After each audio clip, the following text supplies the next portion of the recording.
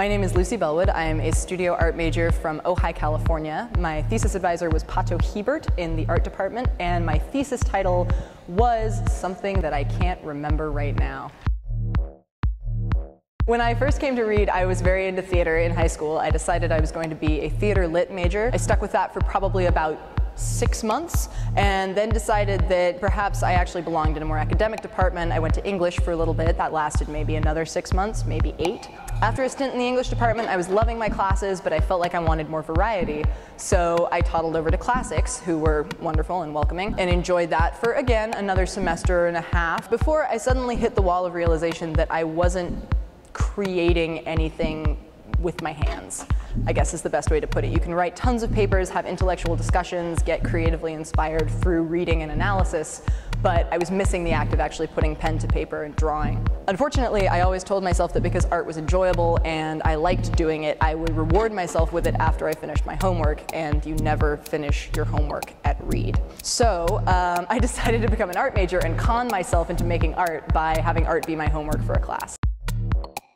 So my thesis title was True Believer, an exploration of the practice and practicality of art. My thesis is a comic book, which is something that hasn't been done at Reed for almost 20 years, I want to say. The last one that I was aware of that was actually a published comic by the end of the thesis process was in 1995, a fellow named Eric Hamlin. And since then there have been several theses about comics, but maybe not as many that have actually tackled producing one from start to finish.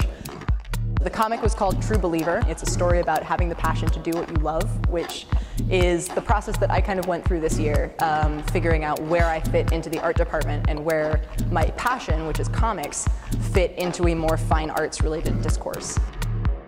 The biggest challenge was actually creating a comic from start to finish. It's an enormous amount of work, and I basically had to hold myself to these super strict schedules. I have pages and pages with little tick mark boxes for every day of the month, and it was basically the schedule was you draw a page of comics every day, and then you ink 2 to 3 pages of comics every day, and then you color 5 to 6 pages of comics every day.